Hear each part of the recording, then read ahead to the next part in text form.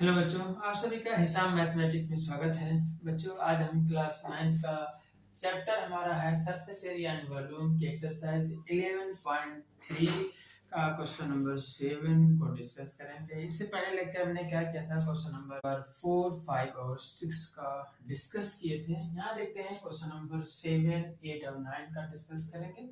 तो question number 7 हमारा है a right triangle ABC with sides 5 centimeter, 12 centimeter and 13 centimeter is revolved about the side 12 centimeter. Find the volume of solid so obtained. करा भुजाओं 5 centimetre, 12 centimetre और 13 centimetre वाले एक समकोण त्रिभुज ABC को भुजा 12 सेंटीमीटर के परिध घुमाया जाता है। इस प्रकार प्राप्त ठोस का आयतन ज्ञात कीजिए। यहाँ इसको हम सॉल्व करते हैं, जहां पे हमें इस क्वेश्चन में कह रहा है कि राइट ट्रायंगल है, समकोण त्रिभुज है, और समकोण त्रिभुज में कह रहा है कि 12 सेंटीमीटर वाली जो भुजा है, 12 सेंटीमीटर भुजा, उसके परिध घुमाया जाता है, उसके परिध घुमाया जाता है, रिवॉल्व किया जाता है। तो हमारा क्या बनता है, एक शंकु बनता है, एक कोण बनता है। तो इस प्रकार बने जो ठोस है उसका आयतन निकालना। देखिए, अगर तो हमारे पास एक समकोण त्रिभुज है, तो क्या करते हैं, जिसके परिध घुमाना है उसको हम इस तरह की ये वाली साइड दिखा देते हैं। ये हमारी 12 सेंटीमीटर है, जिसके परिध में क्या करना है, घुमाना है, ठीक है, रिवॉल्व करना है। फिर एक साइड क्या है, 5 सेंटीमीटर है, तो मान लेते ये हमारा तरह 5 सेंटीमीटर हो गया। ये कितना है, 5 सेंटीमीटर है। इसके बाद ये हमारा कर्ण है, हाइपोटेन्यूज है, कितना होगा, 13 सेंटीमीटर। ये कितना है, 30। ये समकोण त्रिभुज है। अब क्या करना है, इसके 12 सेंटीमीटर भुजा के परिध क्या करना है, घुमाना है, रिवॉल्व करना है। तो इसको जब हम इस तरीके से जब इसको घुमाएंगे उठा के, तो सेम शेप क्या होगा, इधर भी बन जाएगा हमारा। इस तरीके से क्या होगा, हमारा ये घूम जाएगा। ये वाला परिध क्या हो जाएगा, ये वाला पार्ट हमारा घूम के ऐसे लग जाएगा, ये वाला यहाँ बन जाएगा ऐसे। तो इस तरीके से हमारा ये जो ठोस बनेगा, जो हमारा ये सॉलिड बनेगा, क्या होगा, शंकु होगा, कोण बनेगा, जिसकी रेडियस क्या होगी, 5 सेंटीमीटर होगी। ये 5 सेंटीमीटर रेडियस हो गया, और जिसकी ऊंचाई भी क्या होगी, 12 सेंटीमीटर हो जाएगी। और ये क्या है, त्रिज्या की ऊंचाई 13 सेंटीमीटर हो जाएगी। ठीक है, तो इसका भी क्या निकालना है, आयतन निकालना है, वॉल्यूम निकालना है। ठीक है, तो हमें पता है यहाँ पे जो दिया है उसको लिख लेते हैं पहले, क्योंकि triangle is revolved about the side 12 centimetre. ठीक है, क्या कह रहे हैं, त्रिभुज को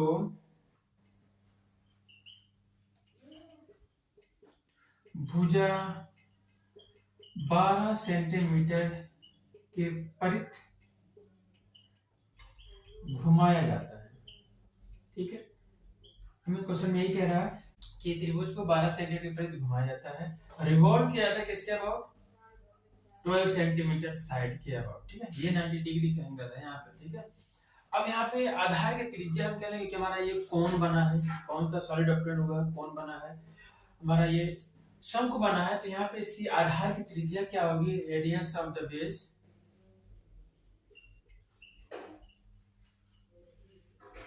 अगर आर की बात करें कितना हो जाएगा, 5 सेंटीमीटर है। ठीक है, आधार की त्रिज्या,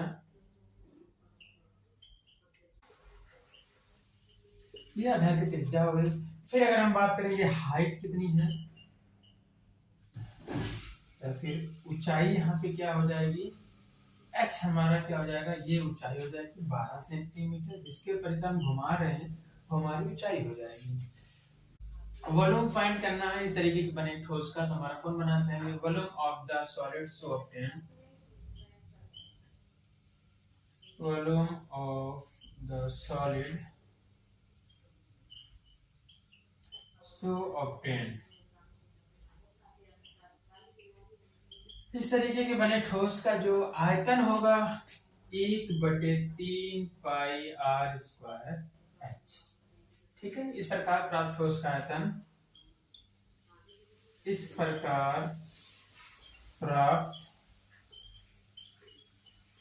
ठोस का आयतन क्या है, 1/3 पाई आर स्क्वायर। अच्छा, वैल्यू पता है, वैल्यू को रख लेते हैं। तो वैल्यू हमारी क्या हो जाएगी 1/3 पाई रख देते हैं गुणे आर हमारा क्या है 5 सेंटीमीटर 5 का स्क्वायर। फिर हमारे पास हाइट कितनी है 12 यहाँ देखेंगे 3 चौक 12 हो जाएगा। यहाँ देखेंगे 5 5 25 चौका 100 पाई सेंटीमीटर का क्यूब। इस तरीके से हमारा जब आप चाहो पाई का मान 3.14 रख दो। तो इस तरीके से हमारा क्या हो गया आंसर हो गया 100 पाई सेमी क्यूब। जब हम 12 सेंटीमीटर के परितः क्या कर रहे हैं इसको रोटेट कर रहे हैं समकोण त्रिभुज को रिवॉल्व कर रहे हैं तो हमारा उस समय जो ठोस बना जो सॉलिड बना उसका आयतन के आगे वालों के 100 पाई सेमी स्क्वायर। अब हमारा क्वेश्चन नंबर 8 में क्या कह रहा है क्वेश्चन नंबर 8 में ये है कि अब इसको 12 सेंटीमीटर के परित ना घुमाकर 5 सेंटीमीटर के परित घुमाया जा रहा है। अब 5 सेंटीमीटर के परित घुमाने से हमारा जो सॉलिड ऑब्टेन होगा उसका वॉल्यूम निकालना है। ठीक है तो अब क्या करेंगे यहाँ पे हमारा ये 5 सेंटीमीटर ऐसे बन जाएगा क्योंकि 5 सेंटीमीटर पर क्या करना है घुमाना है। ठीक है 5 सेंटीमीटर हो गया। अब फिर हमारा ये लाइन क्या हो जाएगी ये 12 सेंटीमीटर हो जाएगा और फिर ये हमारा 13 सेंटीमीटर तो रहेगा ये हमारा 13 सेंटीमीटर ही रहेगा क्योंकि ये हमारा कर्ड है हाइपोटेन्यूज है जो सबसे बड़ी भुजा होती है इसमें। तो 13 सेंटीमीटर ये हमारा 5 सेंटीमीटर हो जाएगा। अब इसके परितः क्या करेंगे रिवॉल्व करेंगे। इसके परितः रिवॉल्व करने के बाद सेम ये हमारा जो पोर्शन है एक और इसी का तरह से हमारा एक और पोर्शन इधर आ जाएगा इस तरीके से। तो इसको हम बना लेंगे इस तरीके से। ये हमारा क्या बनेगा कोन बनेगा। लेकिन यहाँ पे हाइट क्या होगी 5 सेंटीमीटर होगी और रेडियस क्या हो जाएगा ये हमारी रेडियस क्या हो जाएगी 12 सेंटीमीटर। इस तरीके से हमें क्या बनेगा सॉलिड कौन सा सॉलिड बनेगा कोन ही बनेगा शंकु ही बनेगा। इसका हमें क्या करना है वॉल्यूम निकालना है। तो ये क्वेश्चन नंबर 8 का हमारा होगा। क्वेश्चन नंबर 8 का सॉल्यूशन होगा ये। हम देखते हैं क्वेश्चन नंबर सॉल्यूशन 8 में कैसे होगा। तो ये हमारा एक नया फॉर्म हो जाएगा सॉलिड जब हम 5 सेंटीमीटर के परितः क्या करेंगे इसको रिवॉल्व करेंगे घुमाएंगे। फिर क्वेश्चन नंबर 8 में एक चीज और पूछ रहा है कि अब आपको जो हमने क्वेश्चन नंबर 7 में जो सॉलिड ऑब्टेन हुआ था हमने जो वॉल्यूम निकाला है उसका और जो 5 सेंटीमीटर के परित जो हम रिवॉल्व करेंगे जो हम उसके अबाउट रिवॉल्व करेंगे उसमें जो हमारा वॉल्यूम आएगा उनका रेशियो फाइंड करना है। तो हम क्या करते हैं क्वेश्चन नंबर 8 को हम कर लेते हैं यहीं पे। ये न्यू एनसीईआरटी बुक का एक्सरसाइज 11.3 का क्वेश्चन नंबर 8 है। आप अपनी बुक में भी देख सकते हो ये हमारा क्वेश्चन नंबर 8 है। ठीक है तो इसको हम डायरेक्ट सॉल्व करते हैं। तो यहाँ पे हमें क्या करना है यहाँ पे ट्राइंगल रिवॉल्व अबाउट क्योंकि ट्राइंगल किसके अबाउट रिवॉल्व किया जा रहा है ट्राइंगल रिवॉल्व अबाउट 5 सेंटीमीटर क्योंकि जो हमारा त्रिभुज 5 सेंटीमीटर के परित घुमाया जाता है। ठीक है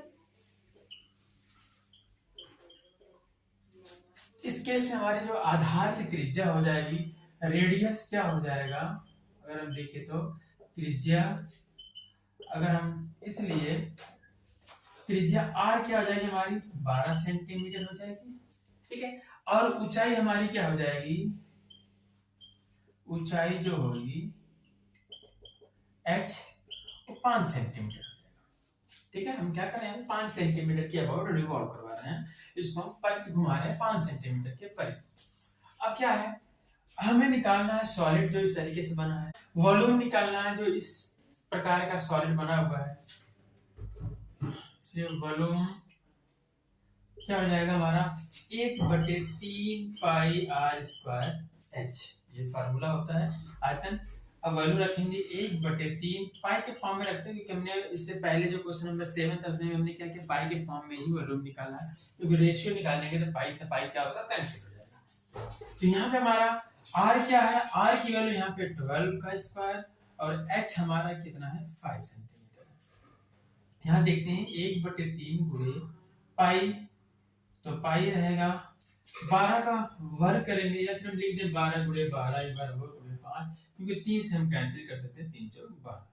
तो यहाँ पे गुणा करेंगे कितना आ जाएगा हमारा 4 का 12 में या फिर 4 का 5 में गुणा करेंगे कितना आएगा, 4 पंचे 20 आएगा, फिर 12 गुणे 20, 12 दूनी 24, 240 पाई सेंटीमीटर का क्यूब मल्टीप्लाई करके देख सकते हो।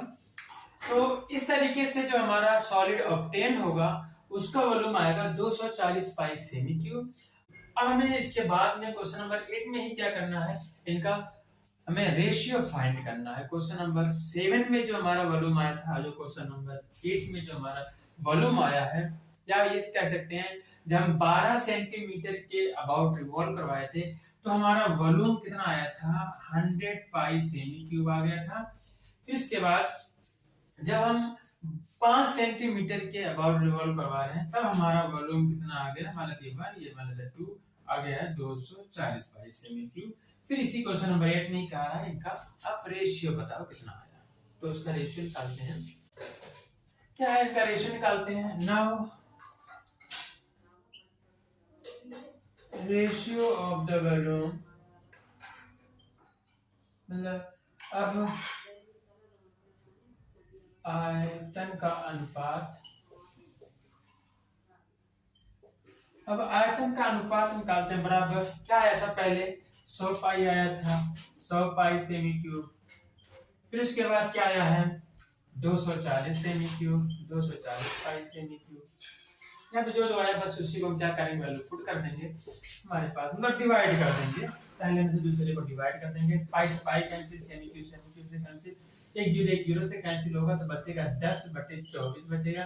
फिर 2 से डिवाइड करें 2 बचे 10, 24 में करेंगे 12 आएगा, बराबर 5/12। इस तरीके से रेशियो हमारा 5:12, 5:12 आएगा।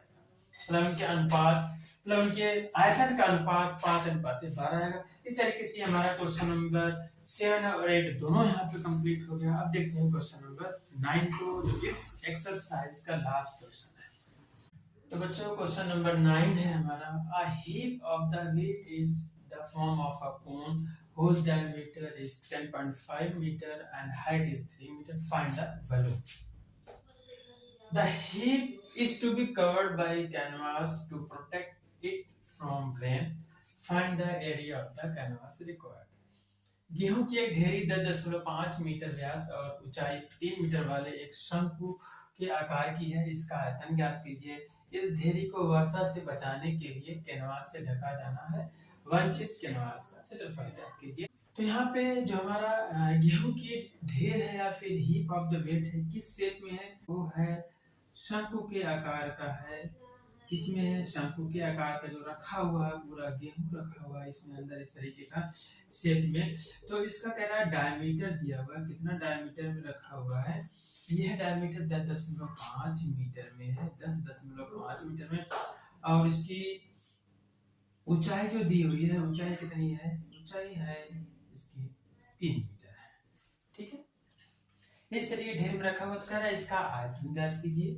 ठीक है, आयतन के बाद कह रहा है कि अगर बारिश से बचाने के लिए, वर्षा से बचाने के लिए क्या करना है, इसको कपड़े से कवर करना है, ढकना है। तो अगर इसको ढकेंगे तो ये हमारा कौन सा सरफेस ढकेगा, वक्र पृष्ठ, कर्व सरफेस इसका ढका जाना है। तो उसका हमें क्षेत्रफल निकालना है, एरिया निकालना है। वो क्या होगा, हमारा कर्व सरफेस एरिया होगा, वक्र पृष्ठीय क्षेत्रफल होगा, जो पाई आर एल होता है। तो सबसे पहले क्या करना है, इसका हम वॉल्यूम निकालते हैं। तो यहाँ पे हमें क्या दिया, अपने लिख लेते हैं। यहाँ में डायमीटर दिया हुआ है ढेर का, फिर कह दें व्यास दिया हुआ है, कितना दिया हुआ है 10.5 मीटर दिया हुआ है। इसलिए रेडियस क्या हो जाएगी, अगर हम त्रिज्या की बात करें तो त्रिज्या स्मॉल आर बराबर 10.5/2 मीटर हो जाएगा। ठीक है, फिर हाइट क्या है ढेर की, हाइट ऑफ द हीप, ऊंचाई, ढेर की ऊंचाई h कितना दिया हुआ है, 3 मीटर दिया हुआ है। हम इसका पहले आयतन निकाल लेते हैं, volume of the heap, volume of the heap क्या हो जाएगा यहाँ पे 1/3 पाई आर स्क्वायर h, ये फार्मूला होता है। मतलब ढेर का आयतन,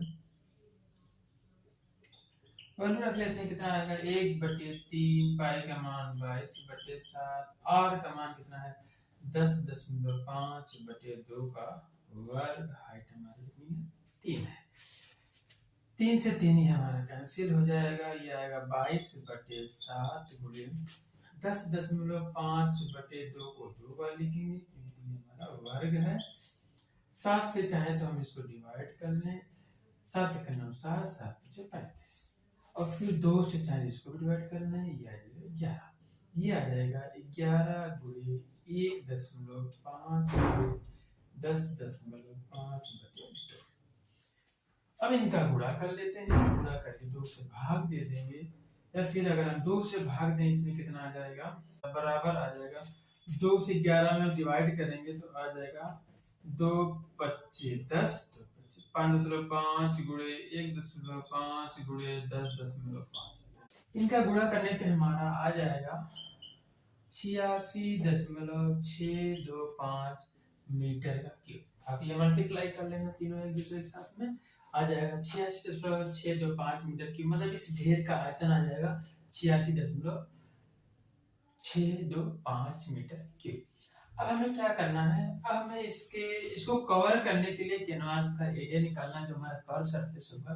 तो इसके लिए हमें पता है कि हमारी रेडियस कितनी है, क्योंकि रेडियस जो है 10.5/2 इतना मीटर है रेडियस।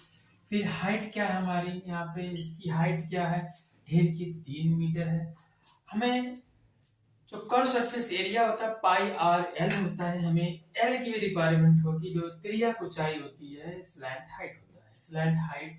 इसलिए स्लैंट हाइट क्या हो जाएगा हमारा, जिसे कह रहे हैं त्रिज्या ऊंचाई,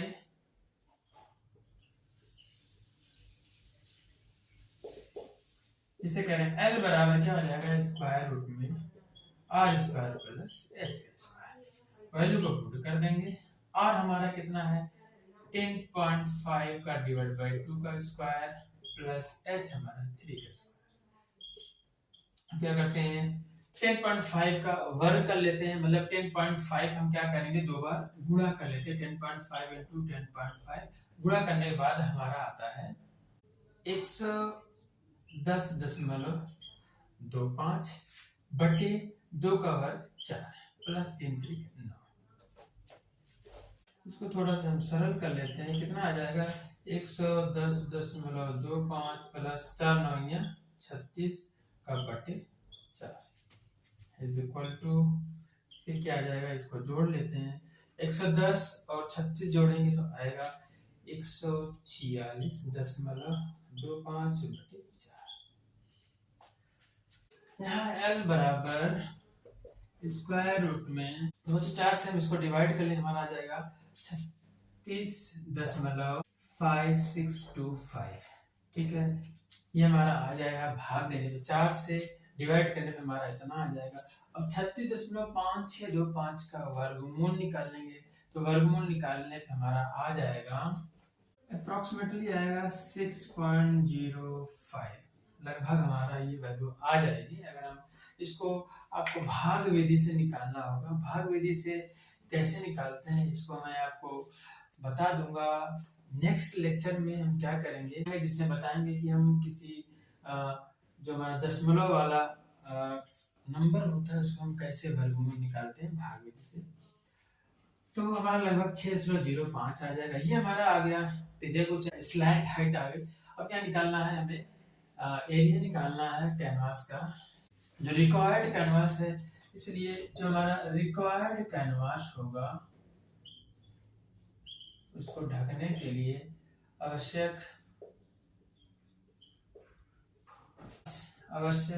कैनवास हमारा क्या होगा, पाई आर एल होता है, उसके कर्व सरफेस एरिया बराबर, पाई का मान होता है 22/7, आर का मान हमारा क्या था 10.5/2 था, एल हमारा 6.05।